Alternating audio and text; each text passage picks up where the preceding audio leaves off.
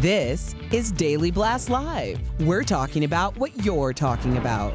Real, honest, entertaining, live. DBL starts right now. 3, 2. Welcome to Daily Blast Live. It's Monday, January 18th, and we're doing something a little different today. I'm Erica in for Sam, and I'm here with Al and Brandon.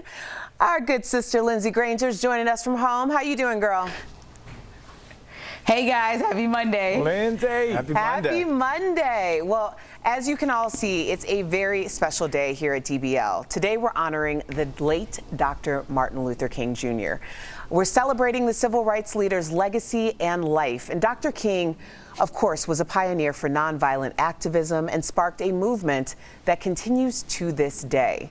And to kick things off, we're going to talk about what this day means to each of us. So, Lindsay, I want to start with you because we have seen you all over the stratosphere, okay? You have really met this moment from where you are. So I want to know this year, what does this day mean to you?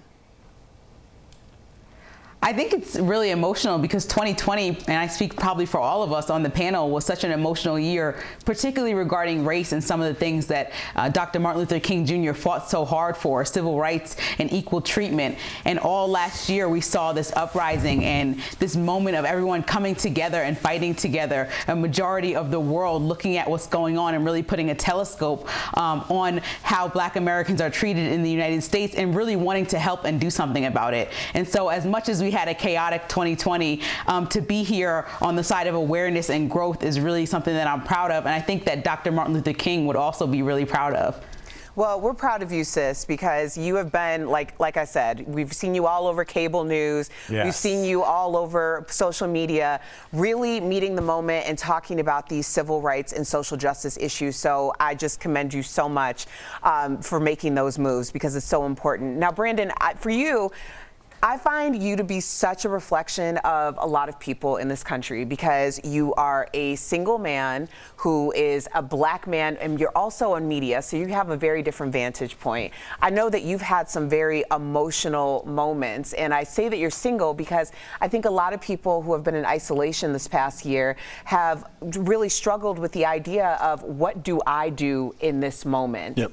So how are you handling this, and how do you feel today? Well, today is a day I feel as though it's re-energizing us in a sense because we all walk with the blood of Martin Luther King through us because, I mean, let's be honest, we're Black in America. We fight with race relations every day. We just talked about what Lindsay's doing, to how she uses her platform. Erica, how you use the Crown Act and you're using your platform to speak out on things. And you, Al, being an educated Black man, not only and being funny and being talented at the same time. So I look at this day as a day to re-energize and rejuvenate because especially when you think of things like voter suppression in Georgia. Now fast forward to today, well, Raphael Warnock is now the U.S. Senate elect. Because of Stacey Abrams. Because of Stacey Abrams. So when people say they're getting tired of the fight, they're getting tired of racism, a day like this rejuvenates us and puts that energy back into us to fight that fight. You know what, Brandon? I think about you, and I'll tell you why.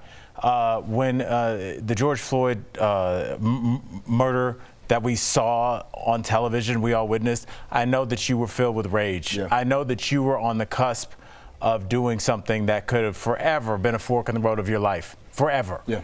And you listened to the advice that Lindsay and Erica and the strong women and maybe some of the men in your life gave you, and you redirected that energy. And that's part of the reason we're even having this conversation right now, not talking about you in the past tense, is because I think the rage that we all still feel, the anger, the disappointment that we feel has been redirected to people knocking on doors, has been redirected to people at phone banks, been redirected to people organizing funds. And we saw that the red state of Georgia was flipped blue, not because of anger, not because of people throwing things, but because of people taking this fist and knocking on 18 million doors Right. until we saw justice. I think that's so important, just the idea of how people have really come together and galvanized. I mean, for us, we're just a tiny microcosm, but, you know, we are truly brothers and sisters on the show.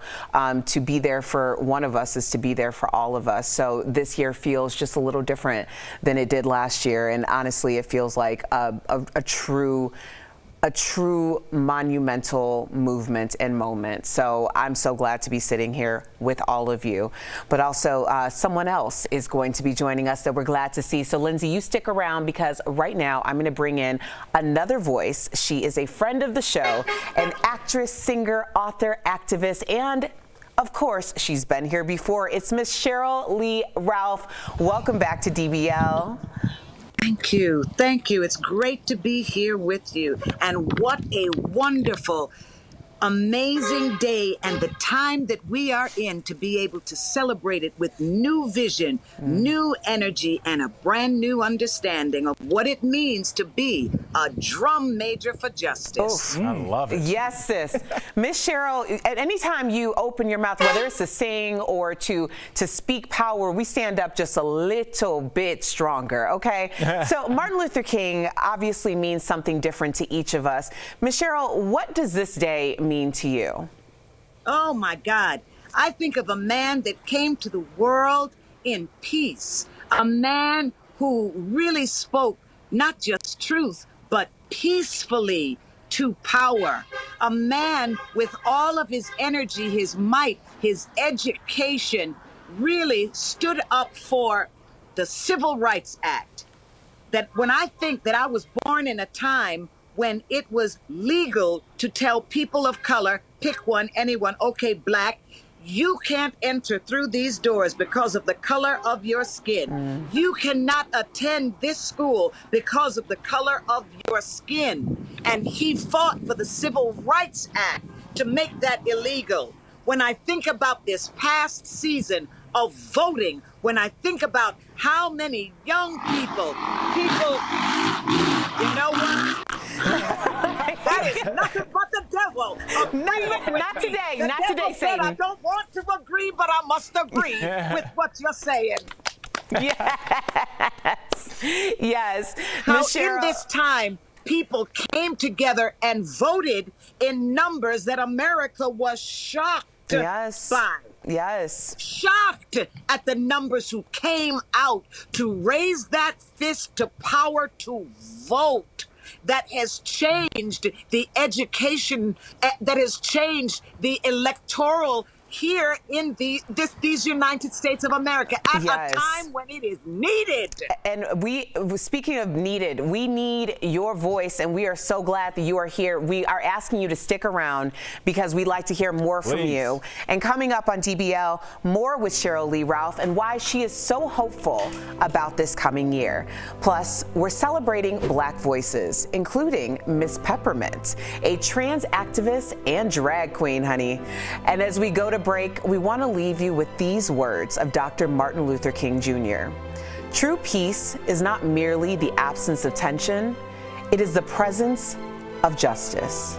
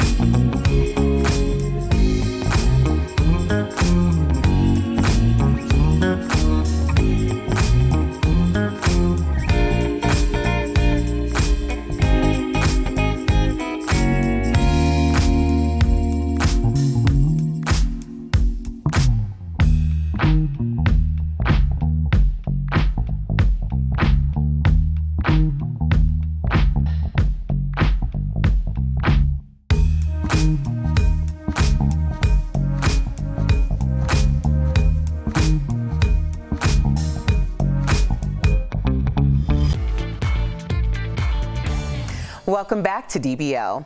Let this famous phrase sink in, shall we? Injustice anywhere is a threat to justice everywhere. Dr. Martin Luther King wrote that in 1963, and it still holds true to this very day.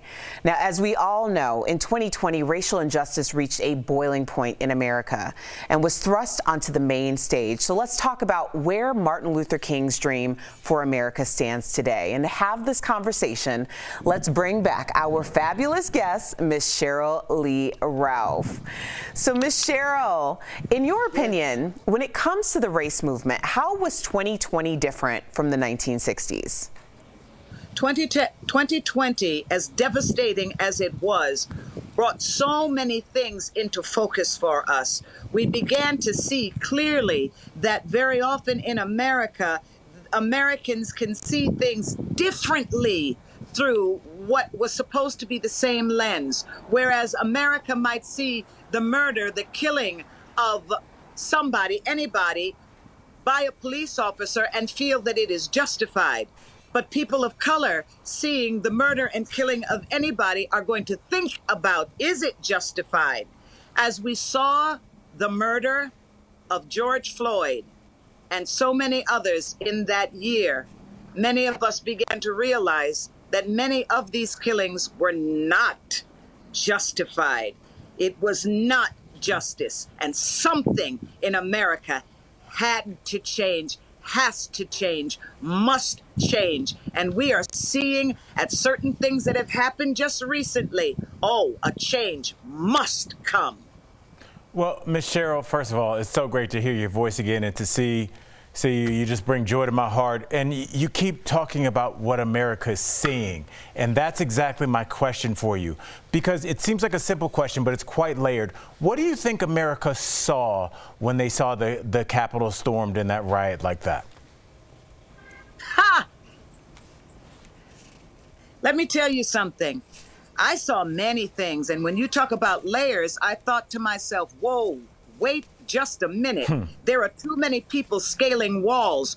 Who learns how to scale walls like that? I'm sorry, too many people are using certain instruments in different ways that make me say, wait a minute, these are just not plain ordinary people. Something deep is going on. But who are these people? All of these people that think there are no consequences for storming the capital of their country, no matter what they may have thought was right. Insurrection is wrong by anybody, and it's got to stop right now.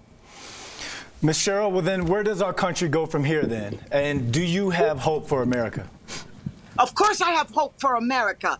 America is one of the greatest dreams ever created by anybody, that you could have nothing, that you could come here barefoot, uneducated, and rise to the highest heights and become a multi-billionaire. Not millionaire anymore, because that's small change. Multi-billionaire. I'm just saying. Let me get that small change. No, I see it happening. Miss Cheryl, you have been in our studio. You have given us so much hope, love, and inspiration. We are so guided by not only your words, but also you walk it like you talk it. So it is such an honor to have you on our show at any time, but today it just feels extra special. So thank you so much for joining DBL. It's been a pleasure. I thank you. And when I look at all of you on screen, all of you together, see?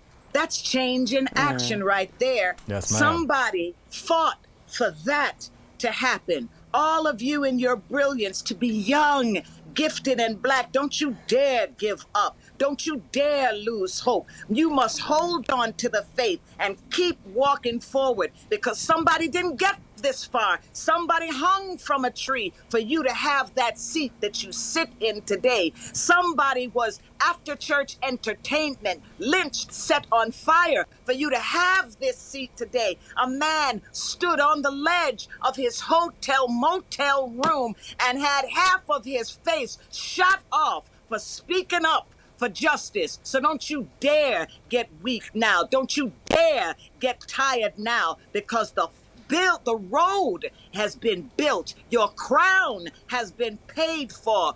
Wear it and know that you deserve it. And you deserve to be right here, right now, in this moment, just as you are. Yes, Ms. Cheryl, Thanks, ma'am. we honor you. We honor them. We'll be right back.